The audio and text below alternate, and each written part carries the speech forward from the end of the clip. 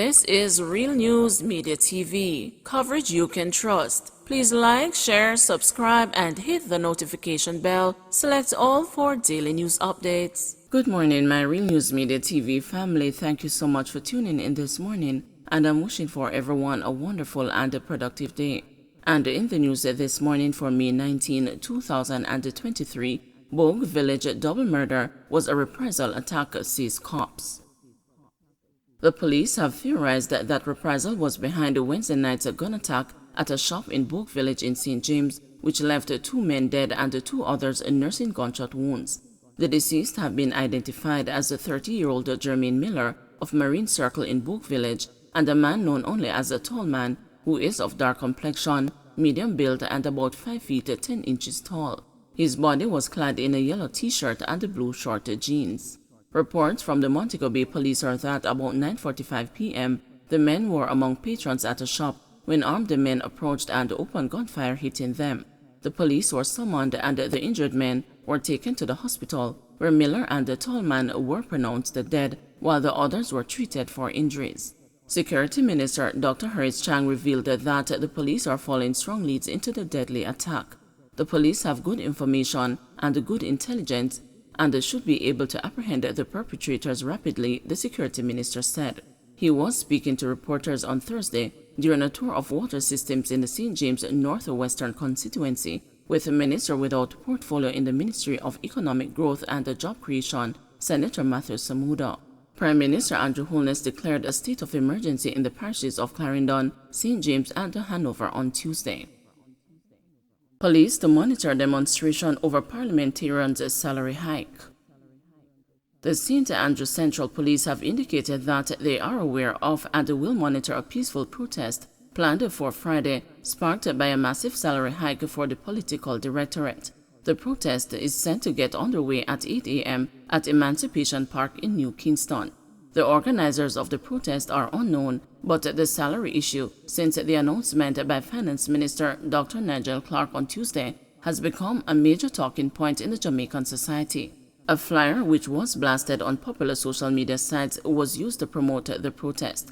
One seen by the news noted the move to voice disapproval under the topic, the outrageous salary increases for parliamentarians. Commander for the St. Andrew Central Police Division, Senior Superintendent Marlon Nesbeth, told the news team that the police also have information suggesting that a protest will take place. Nesbeth said no request has been made for a permit and that none is required for a protest. You don't need to apply for permission for protest. If it's a march, you have to apply for it because you cannot march without permission, Nesbeth told the news. The divisional commander, however, warned against the use of loud music and said protesters must assemble peacefully. The flyer in circulation bear the words, "While our people suffer, why no accountability?" and 28 million.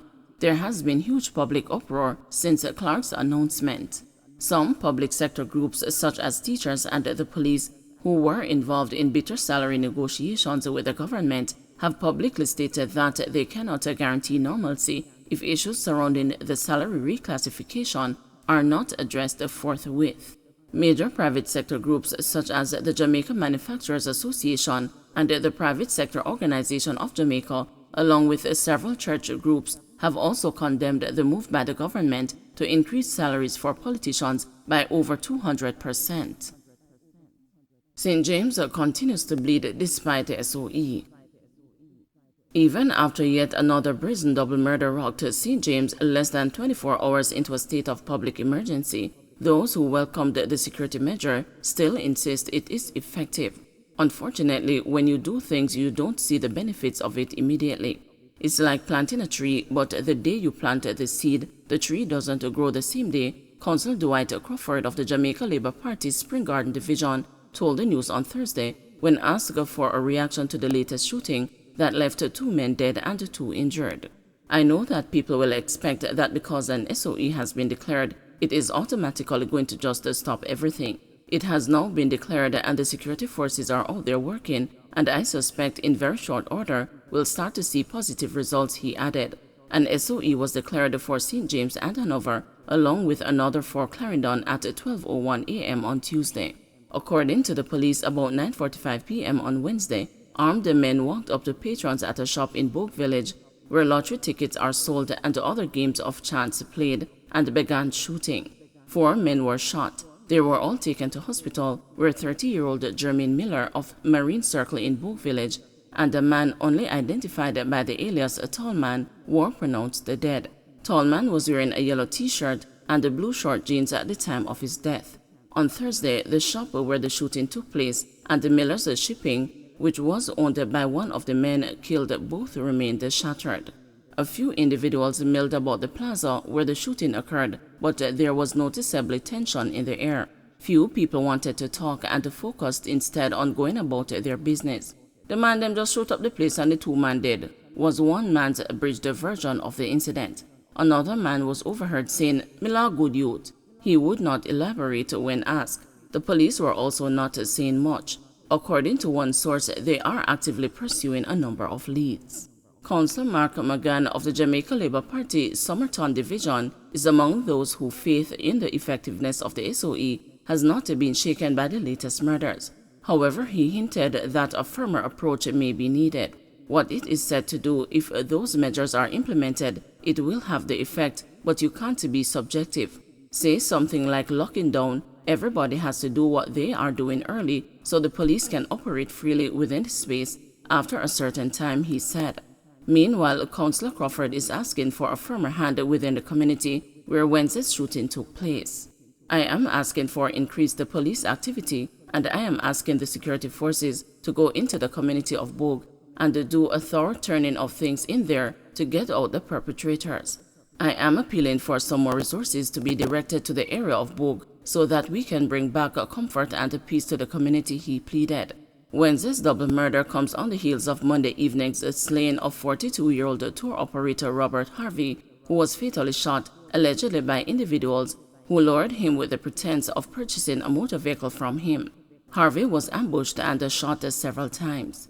Crawford has a theory about the root of the violence on display within the community. "What I have been noticing about some of these murders is that they are not robberies but feuds between friends and associates that are unresolved and fester," the councillor told the news. "I want to take the opportunity to call on citizens. They need to help the police with information and whatever interventions they can to assist us to be more efficient in solving the problem," he appealed. So far this year, the St. James Police Division has had the most murders, with neighboring Hanover showing a 75% year-on-year increase up to Tuesday. In St. James, within the last 2 weeks, there have been at least 5 different cases where multiple individuals were shot and killed during a single incident. Don't forget to like, share, subscribe, and hit the notification bell. Select all for daily news updates.